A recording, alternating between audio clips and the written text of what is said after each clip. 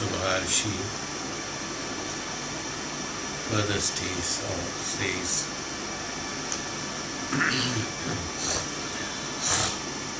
on the 23rd Sloka, Swaswami Shaktyoho Swarupo Labdhi Hetuhu Samyoga.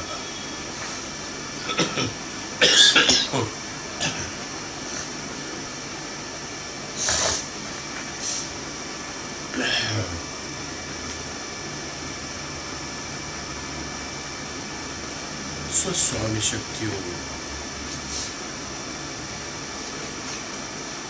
Here Maharshi wants to tell us what is the purpose of the Jivatma, or the soul. He is born in this universe. The purpose of the union of the Purusha and Prakriti, or here Purusha in the sense here it is Atma, being a part of Purusha, is that the former gains awareness of his true nature and realizes the powers latent in him and in the Prakriti. Here Maharshi Patanjali answers the very basic question as to why the soul must pass through the trials of worldly existence at all. The soul here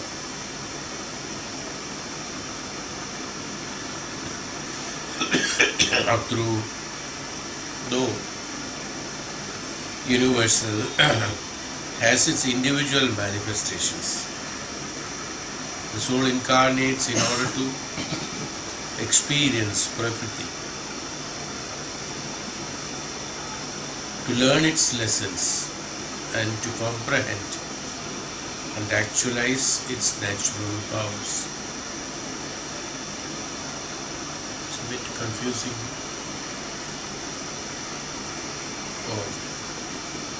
to understand from the normal mind why the soul should take birth at all.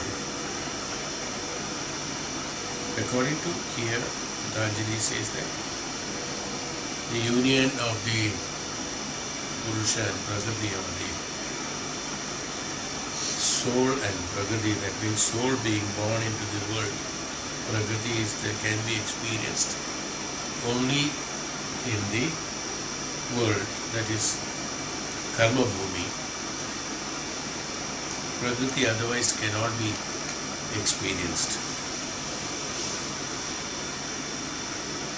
That is why according to Rishi Patanjali, the soul incarnates to experience Prakriti, to learn its lessons. Why? Because the soul, though universal, has its individual manifestations. Having had his individual manifestations, he wanted to experience the Prakriti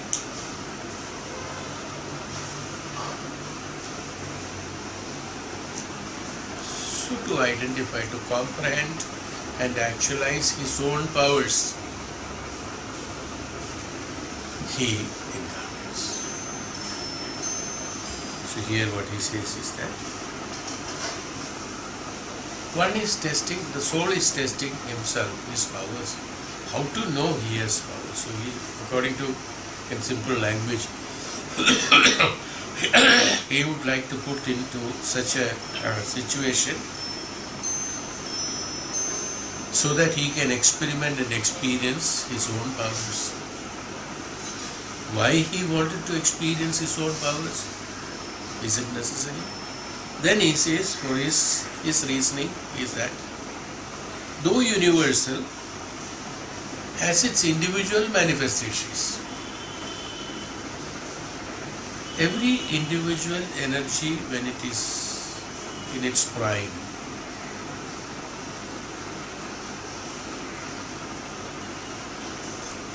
Has some manifestations of its own. So to identify those manifestations, why it has happened, the soul is eager to know the identification of those manifestations, and the only way to identify them is that through the Prakriti. Why? Because any manifestation that is concerned in this universe by anything, devatas, rishis or anything, any highest consciousness, whenever there is a manifestation, it is reflected only through the Prakriti. It cannot be somewhere else. Like when you breathe out, it has to go only to the space. It cannot go anywhere else. It cannot go into the water and mix. It cannot go into the wall and mix. It has to be into the space only. So, same way, any manifestations by the soul,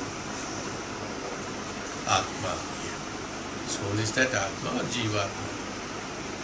This goes into the Prakriti only, and it can be experienced only through the Prakriti.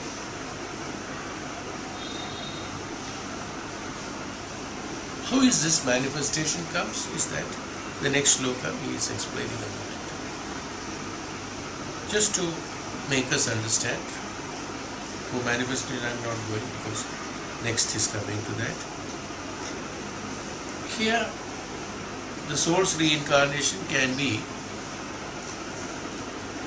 in a very, very small, very easily understandable language. We can see that.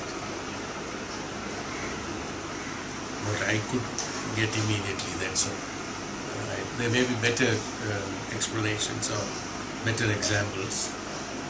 Suddenly what it comes to me is that, like a student learns the subject for the whole year or years. Let us say a person who is doing a research work. Now, he learns for years. He learns for 2, 3 years, 4 years, 5 years, with guidance, without guidance, with this, with that, everything. And he has learned everything. Having learned everything,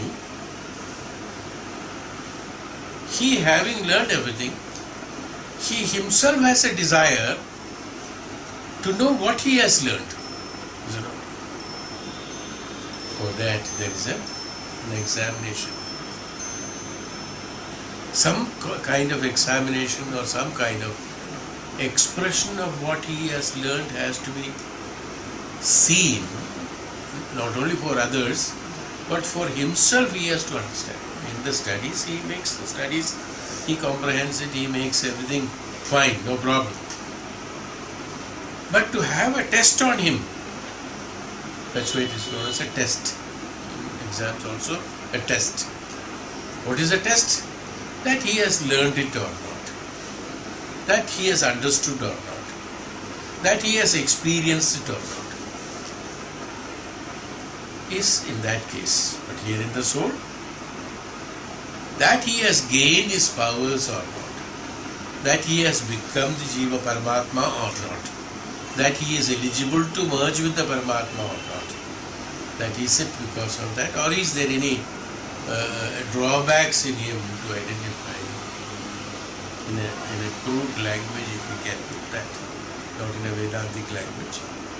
In a crude way, if we can put that, we can say that to pass his own test, he himself has, here others are creating a test for making him understand. Here there is nobody to test him, so he himself decides to undergo a test. Is why he gets associated with the Prakriti, because through Prakriti only he can go into experimental experience. You remember now my words of experimental experience? This is called experimental experience. Who wants, because those days I might not know the details, because that would be obsolete at that point of time. You wouldn't get it. Now the time has come. Experimental experience is an experiment is necessary in order to identify that I have the experience of it, not for it. So experimental experience, an experimental experience, once it is confirmed, becomes an experienced experience. Who had qualified him, who is an experienced experience, who qualified in all respects that he is Paramatma. In other cases, what happens? Somebody else says you are Paramatma, has no value. No? What is the value? He has to say himself, because he is the one who is an experiencer. The experiencer should have sufficient confirmation in his mind, sufficient established proof in his mind and his activities and his knowledge that he is eligible for that. This is a certification there. Who recognizes his qualification? He himself. Who gains the qualification? He himself. Who would like to test himself? That is also himself. Who would like to accept and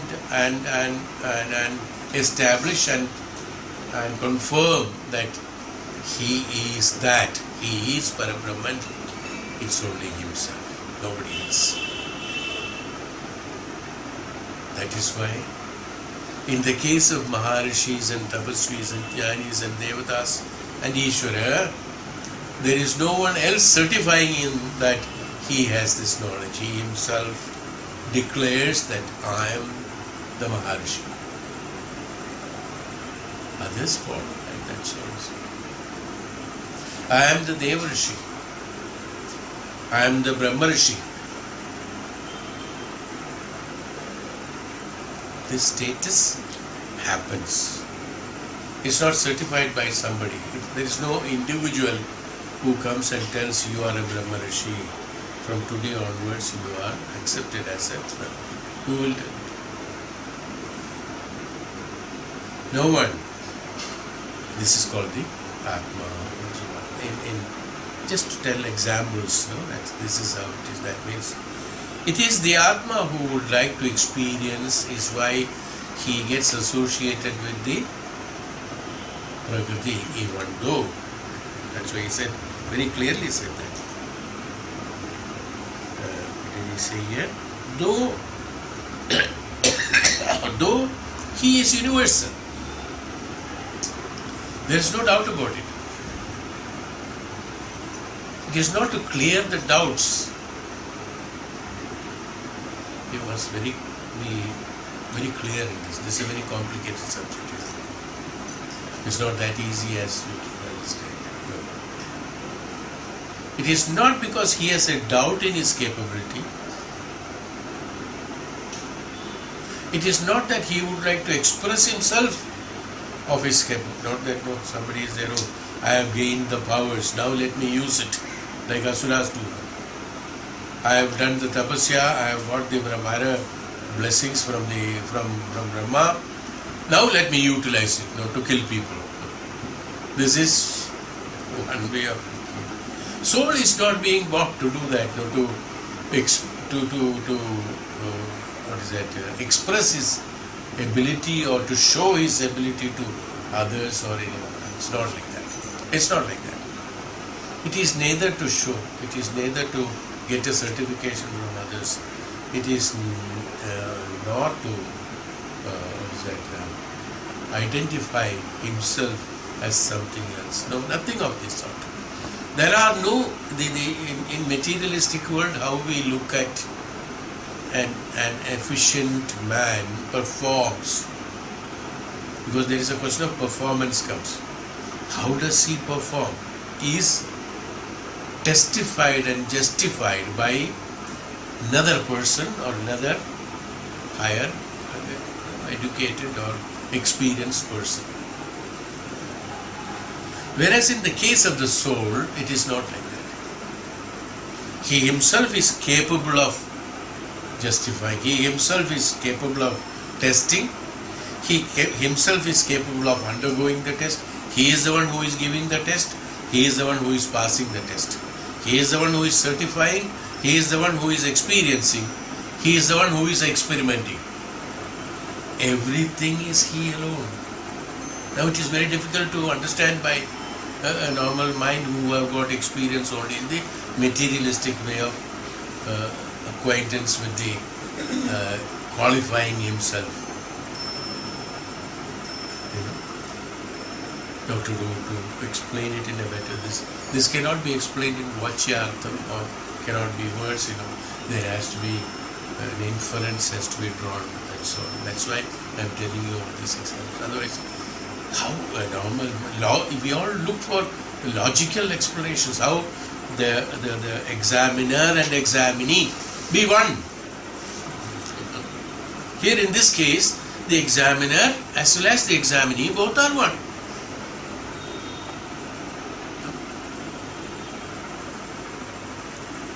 How is it? It's not possible to understand. It's not possible to logically experience. It is not mathematically understanding.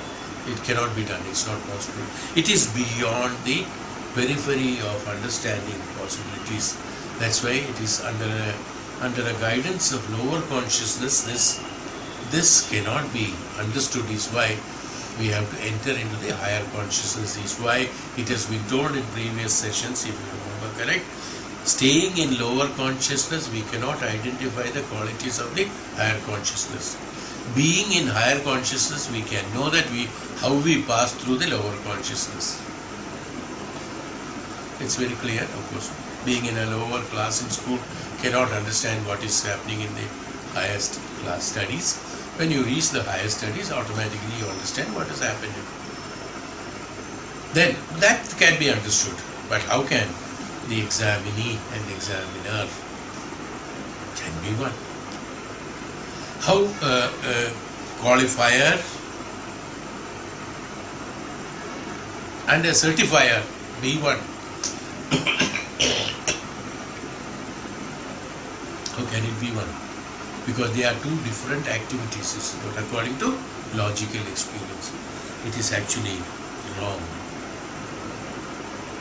Even in materialism, now let us come to materialism. There is an examinee, there is an examiner. Both are there. The one who is writing, giving the examination or the test, and the other one judging him that whether he is right or wrong.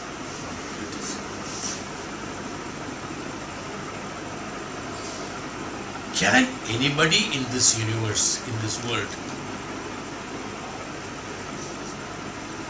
judge another man's knowledge?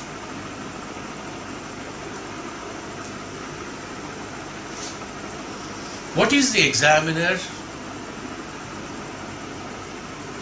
trying to find out from the examinee?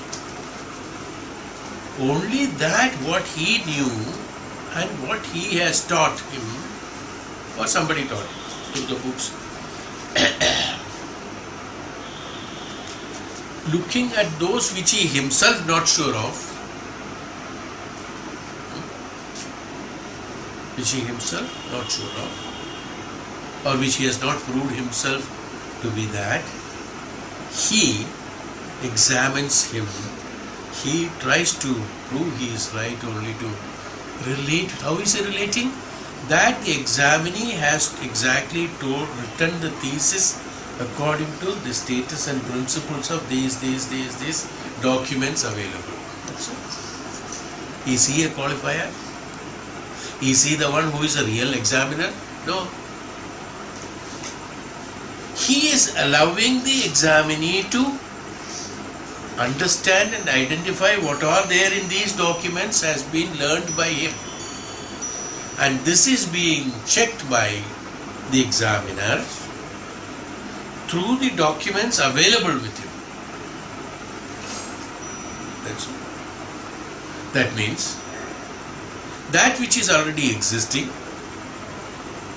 the one who is knowing that that what is existing, another one who is knowing the same that what is existing, both having the equal status, one trying to understand, examine the other, is not a position of examinee and examiner, is it? The one who is much above all these knowledges, if he himself has a version of that, whatever he wants to examine the other person, when he passes through that, then he can say that he is qualified for this particular position.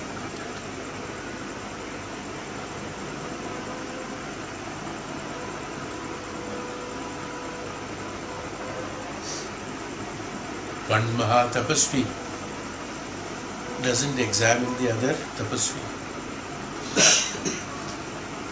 Both have different powers. Both grow. Nobody certify other because both are equal. So when you logically also looks at it, it is only because one who has learned 2 years before the other person, he is considered to be the examiner, and the one who is 2 years younger to him, he is considered to be examinee, not based on the level of the knowledge. Whereas, so the examiner and the examinee qualifying.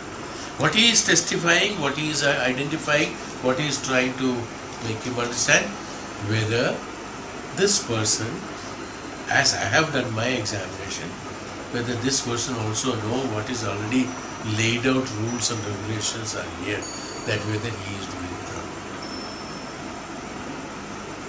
Okay. Come to me. When you are learning driving,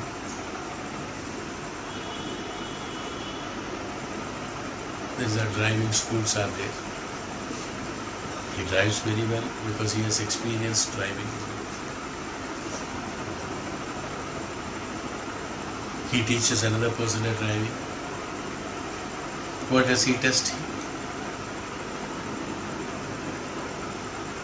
Nothing other than that what he has learned from others, that whether he is repeating it or not. Many of the driving schools or many of the drivers who really teaching the other man doesn't know most of the things of driving.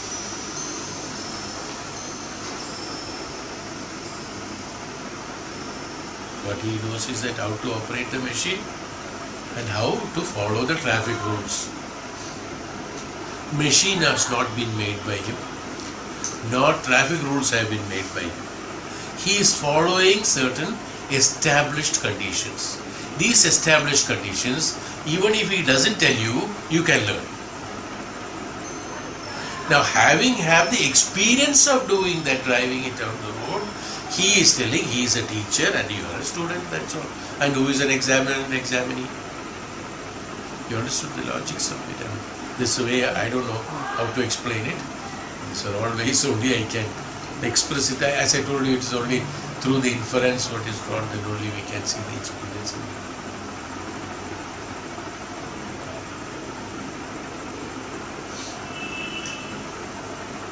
Now let us see. There are no drivers in this, driving teachers in this world.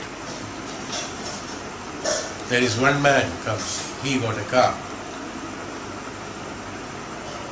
Will he not learn?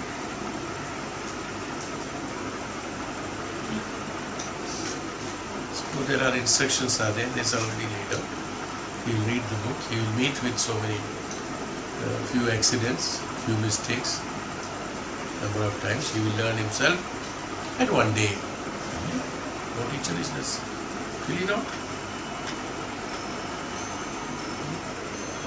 We are talking about the tutor who teaches swimming. Can anybody teach swimming?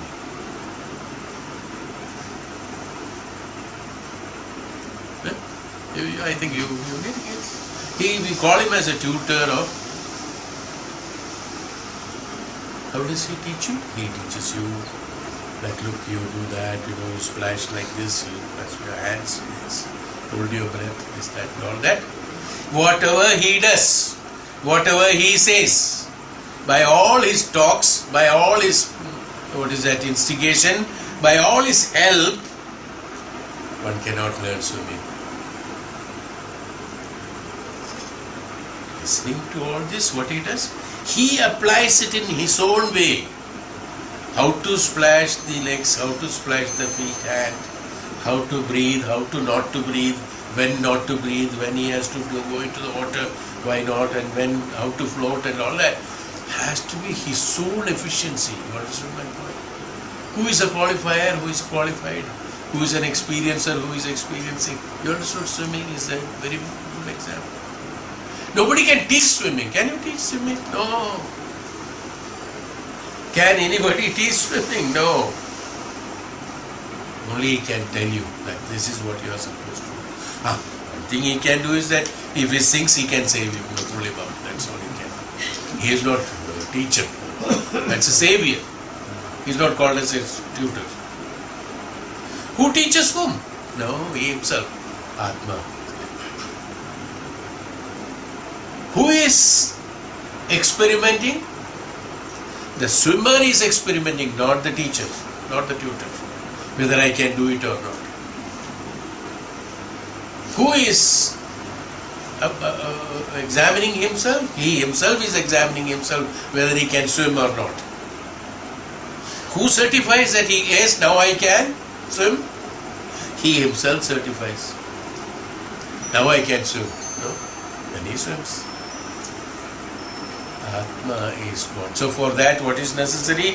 He has to have a swimming pool or a lake or a river or something like that, a water body, and some associates like tutor, the so-called tutor and master and examiner and all that is called Prakriti. In that, he can experience better. He needs that, otherwise how does he know? Hey, I know swimming.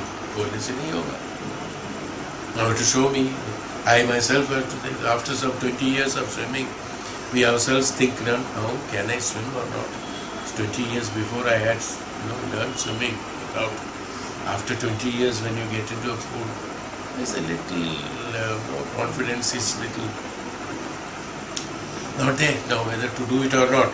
Now who will there? There is no tutor, there is nobody. Who has to prove himself? He himself has to prove. Yes. There is a Prakriti there. In that Prakriti, you have to experience what you have learned, whether it is possible now to swim or not. He himself does it. Then he proves, yes, now I can do it or I cannot do it. Who does it? He himself does. Atma comes for experiencing in this world in association with the Prakriti for the purpose of experimenting and experiencing is what one way of this is what Maharshi wants to tell us, that it is not being created by anyone, it is not being assigned by anyone, it is the Atma. Jivatma wants to experience it, so it gets it.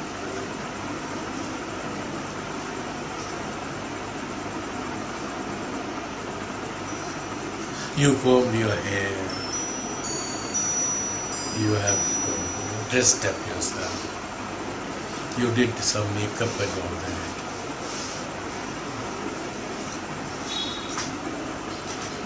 And everything is done. You know it, this is all right. You have an idea that if I do this, it will be beautiful. If I do this, it will be comfortable. If I do this, it will be charming. It will be nice. Whatever it is, XYZ qualifications, you decide.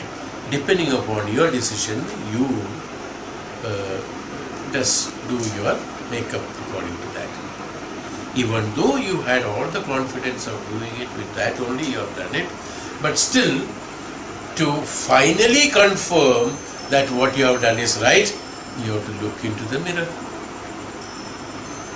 Then you have to, this I have done, okay, this is right. This I have done, this is also right. This I have done, this is also right.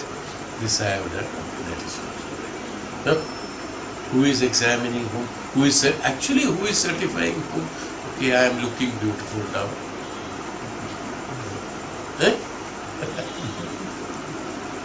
The first person, confirming that it is you. Then your expectation that others should tell you that is a different thing.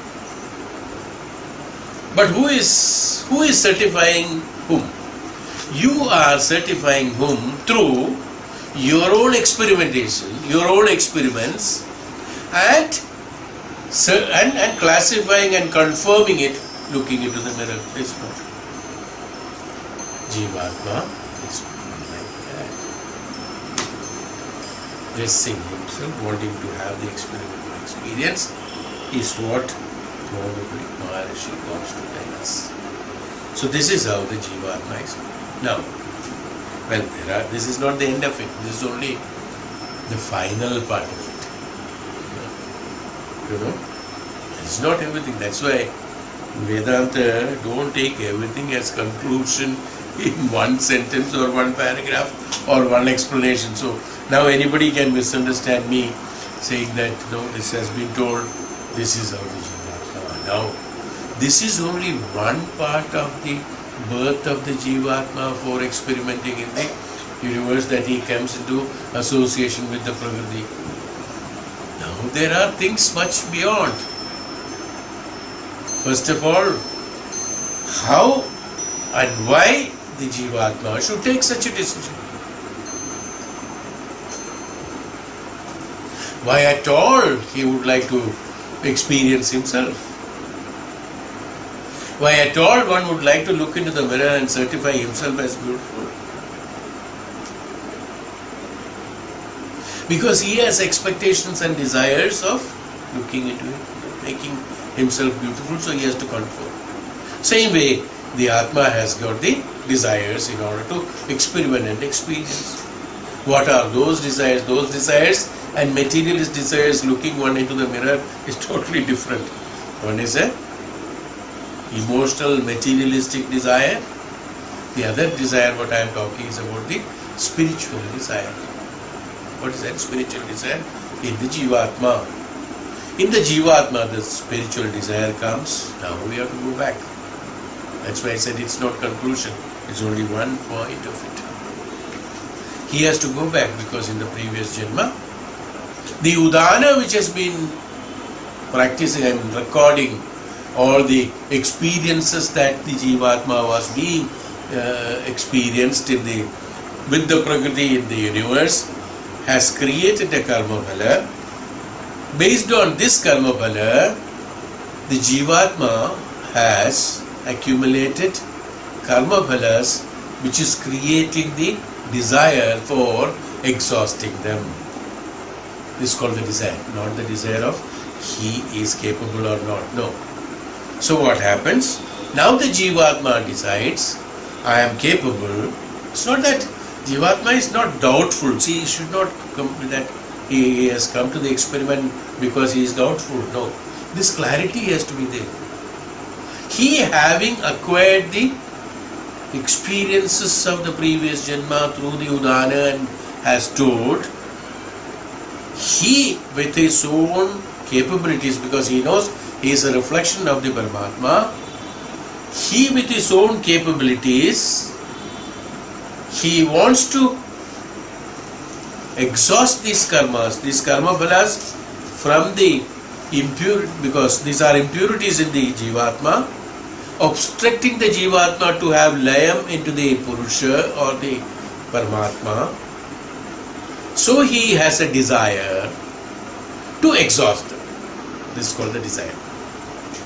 So the Jivatma has a desire to exhaust them, and only way to exhaust the karma bhalas is coming in contact with the Prakriti alone, because it is the Prakriti. Why? Because the karma bhala is because of the existence of the Prakriti.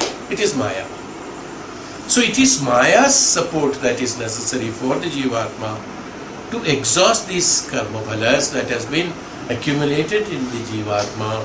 Is why he said the desire of the Jivatma. You understood? Not the desire of looking beautiful. That's two different things. No? One is the Bhautika, but I am relating that Bhautikata into the Paramarthikata, so that from the Vyavaharikata, Paramarthikata can be understood. Is why this inference is being drawn. It should not be misunderstood that, look, Jivatma is also like us. Want to buy a shirt, so Jivatma comes to buy a shirt to the Prakriti. No, it's not like that. It is because he knows it is the karma phalas have been associated with that. So by his guidance, through the intellect and the mana, difficult task, control all these individual independent units in the process of the evolutionary process, in the evolutions, in the universe, in the space, in the Chaitanya of the Parabrahman. He draws this power, he has this power to eliminate this, he knows about it. That is how he decides to take a birth. Why he has taken to decide a birth? He is sure that, no, this is the way I can eliminate it. Not he has asked somebody, consulted somebody whether I should be born or not. No. He decides he has to be born. So Jivatma is born with a body and mind, and then through the process of the experimental experience of the Prakriti, it attains the liberation. Till the time the experimental experience is complete, he keeps on taking birth through one body to another body, one mind to another mind, another indriyas, and then completes it in one cycle at a point of time and gets liberated. It may take number of janmas for some, but it may take few janmas for some. It depends upon the preparation of the mana and the sharira and the intellect coordinates with the Jivatma's principles. Jivatma as it is cannot do any kriya. It is a nishkriyatma. What is it called? Nishkriyatma. It is nishkriyatma. It can only advise. It cannot do it by himself. It's not possible. That has to be done through. Now his high intellectual, high conscious tattvas and principles have to be understood by the intellect and mana, and then should behave according to his thoughts, and is how this can be related, and then experimental experience can be exhausted faster. Because of not being able to understand the teacher, the student fails. It's not the mistake of the teacher. In a class, no, in a university, or in a school, because the student doesn't learn and doesn't study that what is being taught by the teacher, he is failed. Same way, mana and intellect, the antakarana and the mana and the indriyas are not able to perceive the whole idealism of the Jivatma in the right perspective, is why fails to complete the karmas in one janma, is why he has to take a repetition and he has to repeat the janma to understand it. So gradually, he having undergone this number of experiences, herein what happens, Jivatma having undergone this, what happens, he keeps on choosing the right, fresh intellect and mind and the body, so that he can fulfill the requirements until the time that he gets the liberation. He keeps on taking birth, getting associated with the Prakriti. With the help of the Prakriti, it tries to get the liberation from the impurities that is inducted into him, into the Jivatma, so that he can merge, layam, or dissipate, disintegrate into the Paramatman, even though he himself is a Paramatman. Disintegration in the sense, he becomes purified of the karma phalas, so automatically the transformation takes place. That's all. This is why the Jivatma is taking birth into the world. More or less clear. Yes.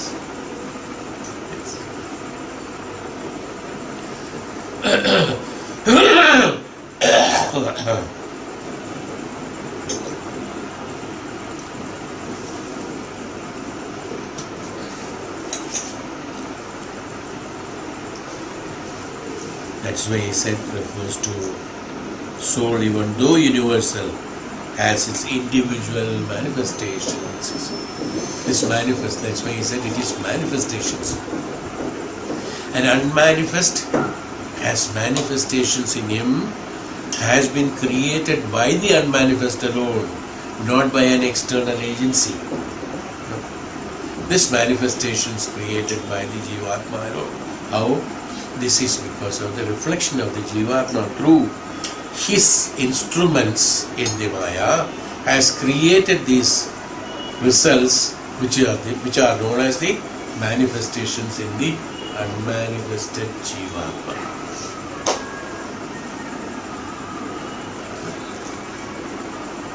You don't. Simple to understand.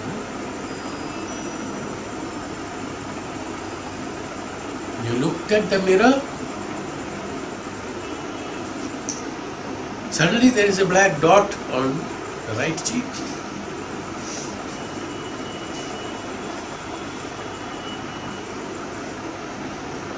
No, worried, what to do? Looking for problem of why the black dot here. Looked everywhere, searched everywhere. Did not find the cause why it is there. And suddenly, the Jivatma or the Guru, here, the Guru in him, let me say like that, the Guru in him reveals the truth. Why don't you wipe the mirror? Wipes the mirror, the black dot is gone. Manifestation in an unmanifest. What is it? Even though this is an unmanifest, but there is a manifestation because of an experimental experience outside in the mirror. Black dot in the mirror could not be identified, was looking for it for a number of janmas. Number of janmas. No, in Vedantic. Why the black dot? No, it's not going. It's a manifestation. Now, how to do it? And that inquiry or the desire to know knowledge. Don't look at the black dot, knowledge. Desire to know the knowledge. He looks for someone. He finds someone who is knowledgeable. He's a guru, who is a Brahma Sakshatkari. He tells him that, look, there is a problem. There is a black dot. Guru looks at him, smiles. He knows if I tell that there is no black dot, he will not believe it. I have seen it myself. You are telling there is no dot. He will not believe. So Guru teaches him what is called reflection, how a reflection takes place, how manifestation takes place. What is called a manifestation? A superimposition on the unmanifest by something which is an illusion is called the manifestation. He teaches the disciple and then says the disciple, now you do one thing, remove that manifestation by looking at the mirror. So he removes that manifestation and he says, it is true. Now I am purified. Now I am purified, become equally knowledgeable like the Guru. So what happens? The manifest and unmanifest both vanishes in the disciple and gets into the Jivatma, gets liberated through the Guru, is how the process of manifestation and removal of unmanifestation takes place. Through a simple example of dot on the cheek.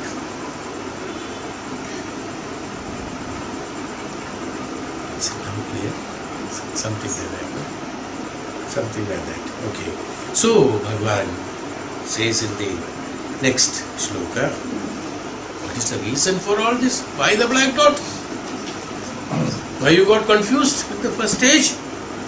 Tasya hetu ravidya.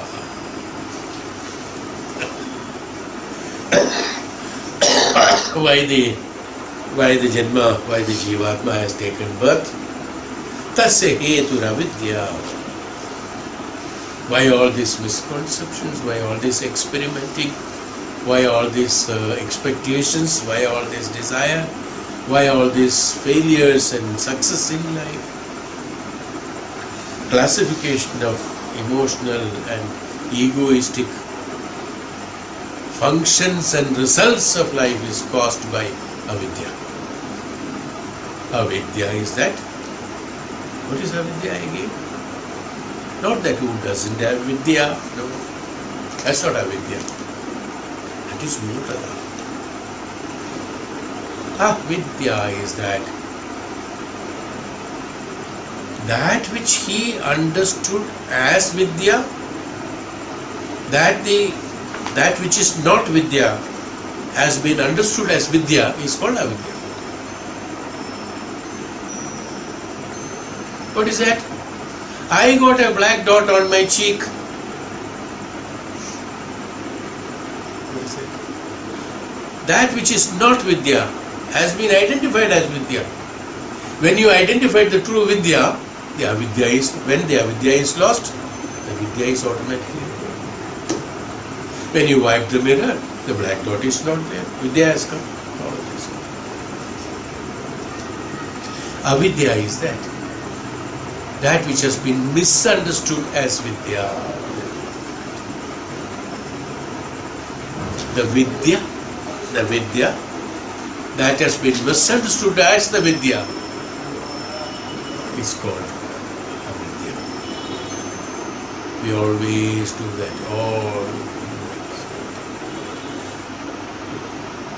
What is it? What I think is right. What I have told is right. What I have behaved is right. What I have decided is right. How did you decide it is right? We superimpose that avidya and says that this is vidya.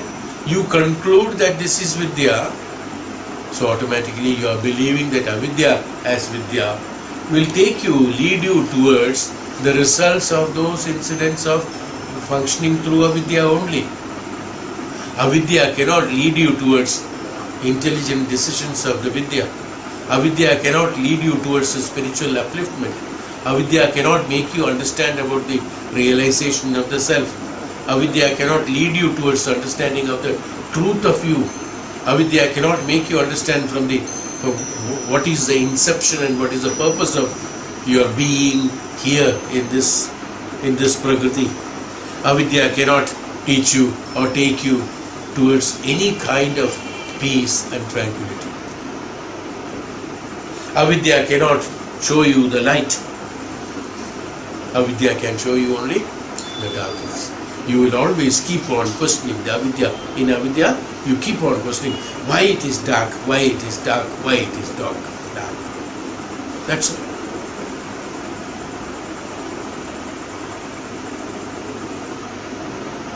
Instead of asking why it is dark, what is vidya? Small thing. Instead of keeping on asking why it is dark and let me have to function in dark only, there is no other way. It's called avidya. How to remove the dark is vidya. The moment you ask how, then the investigation and experimentation takes place through the manifestation and manifest through the manifestations, through the Prakriti, and you identify how to remove. the dark, it is dark. Dark, what to do? Astrologer said, I have got Shani Dasha, I have to meet with an accident, I have to meet with an accident. When I was hammering a nail on the wall, it hit on my thumb and little blood came out. The astrologer told this, be careful, there will be an accident by hammering.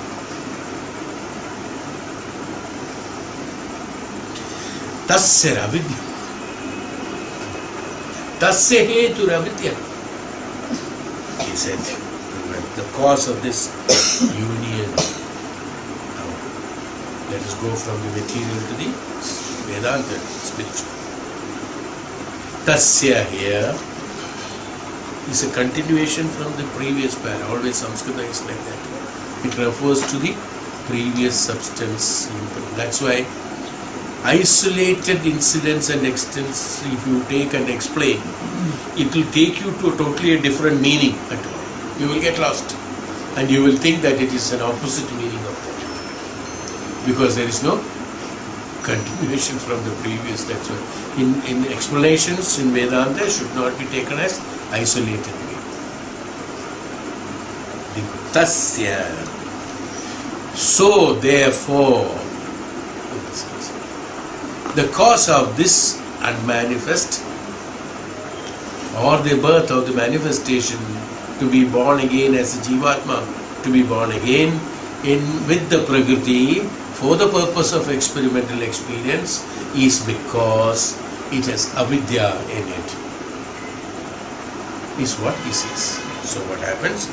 The cause of this union, not that, now again, one more. In this case, in Vedantic case, it is not that Jivatma is impure. No. Jivatma has manifestation of impurities in it. It's an attachment. It's not Jivatma by itself. Jivatma is never impure. If it is impure, it cannot identify. It cannot identify impurities. Who can identify impurities? Purity only can identify impurities. No. We say in the shirt there is dirt. How did you find out? Purity is there, so you could reach the impurity.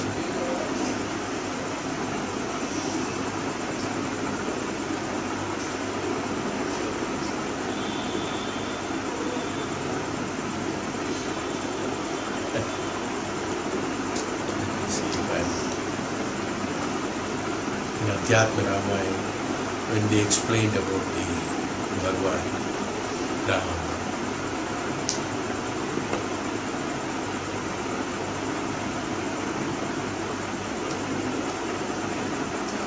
he said it is a pure Atma. There are no impurities in it. That which we see, the impurities in Ram, so many impurities we see. Normal people believe it.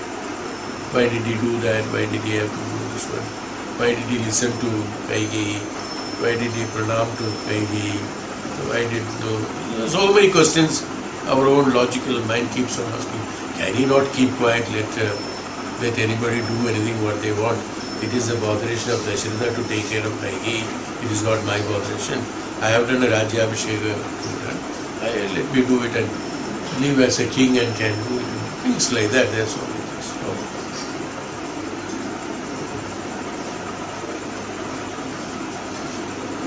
He has been identified as a Maryada Purushottam. But Adhyatma Ramayana, from the Valmiki Ramayana, I told you about Adhyatma Ramayana, where the values of the Ishwaratva has been clarified in Bhagwan Ram, is called Adhyatma Ramayana. Adhyatma is the experience of the self.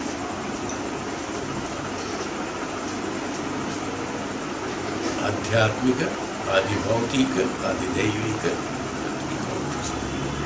So Adhyatmika is the experience of the self. Adibhautika is the experience of the bhutas, the externals. The Daivika is the external sound which is beyond the capability and capacity of the human being are the Daivika. These are the three kashtas and three dukkhas they have explained in Vedanta. Three dukkha, karana of the dukkha are three. One is Adhyatma, Adi Daivika, Adi Bhautika and Adhyatmika. These are the three dukkha. Because of the reason of the self, because of the reasons of the bhutas, associates in the world, and that which is beyond the control of anyone, that is Adi Daivika. These are the three reasons how the dukkha has been identified. This classification is also there. There's a big explanation. It's very interesting actually. We'll take some other time. Adi Adhyatmika, Adi Daivika and Adi Bhautika. We can explain the dukkhas, three dukkhas. Dukkha means any incidents, any happenings, any experiences. It is called dukkha actually. Dukkha means not the identifying of dukkha, what we are thinking about dukkha. Because of that is not there, this is not there. Dukkha is that experiencing. It is called dukkha. There. So he explains about the Adhyatma Ramayana, he explains about the pure Atma, and the impurities. The impurities are, it appears to have the impurities. Bhagavan Ram undergoes various processes of living, but still trying to keep the Maryada of him. Various incidents that takes place, he has to kill somebody, he has to suffer in many ways, he has to fight a war, and he has also to justify, and he has also to help others, many people. He has also to protect the Maharshis, Tapasvis. Various activities have been done only because of the pure Atma. Now in this pure Atma, that what is there in the Bhautika Jivan that has been accumulated is called the impurities, that is associated with the purified Atma, pure Atma. Like we see the qualities of the Bhagavan Ram, association with Sita, association with Hanuman, association with Ravana, association with Vibhishana, association with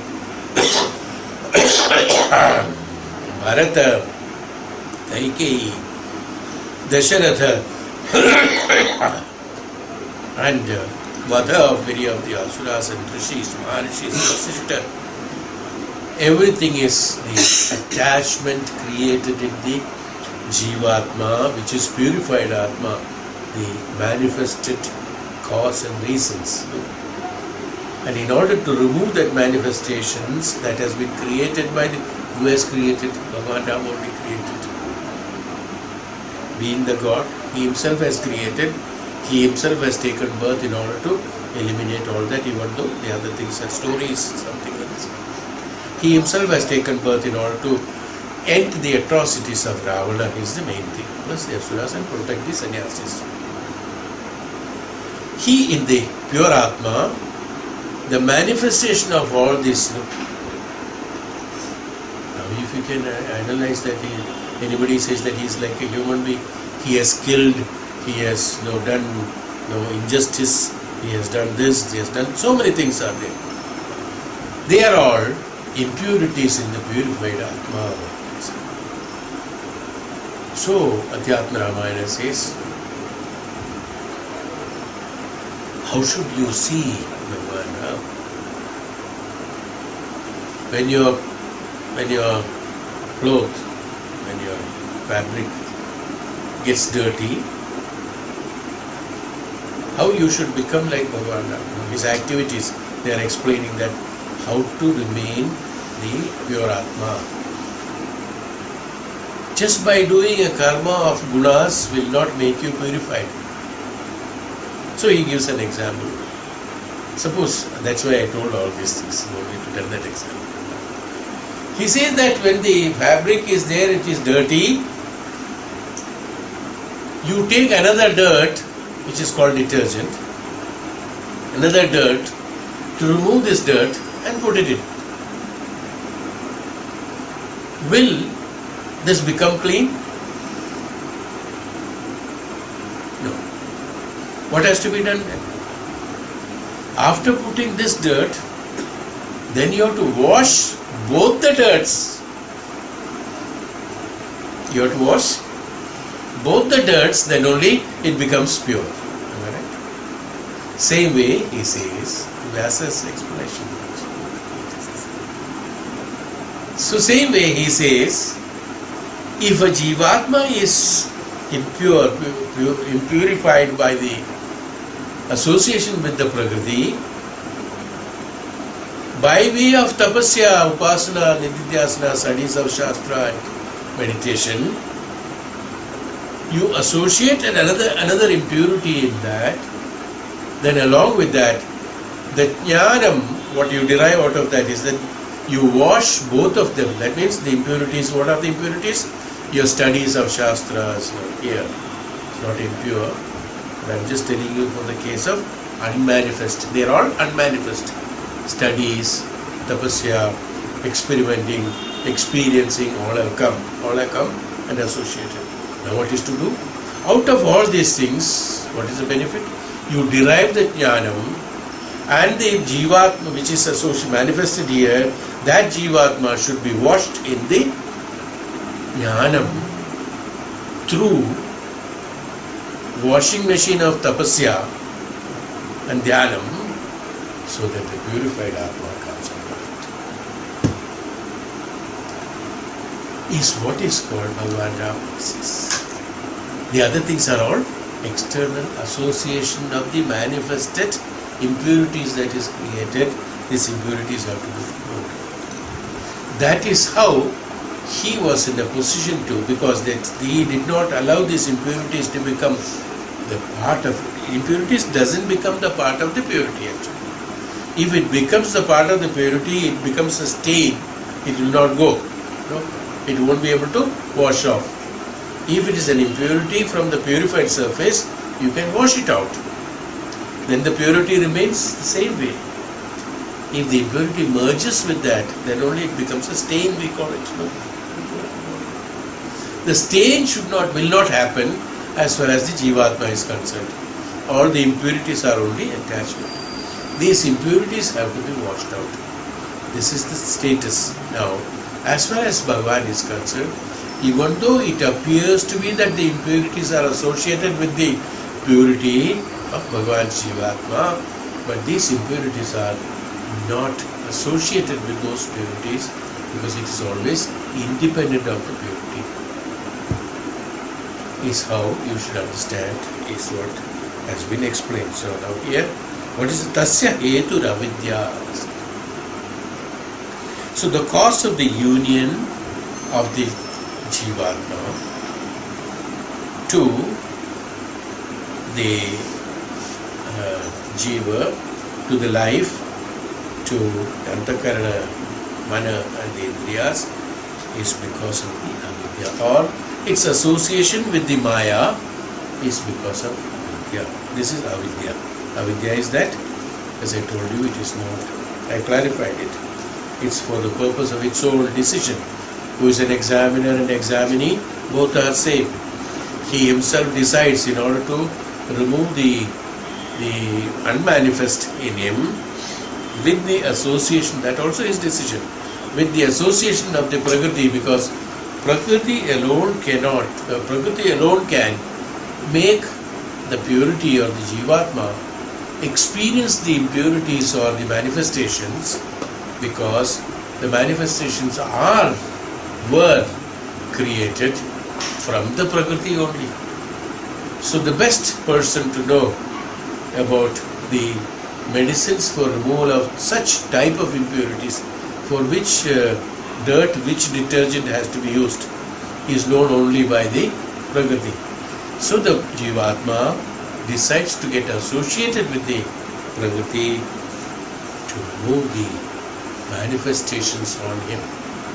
Is why he said about the tasya hetu avidya, the reason for the Jivatma, or the reason or necessity. Actually for Jivatma, nothing is necessary because it's Atma. Prakriti is only a projection.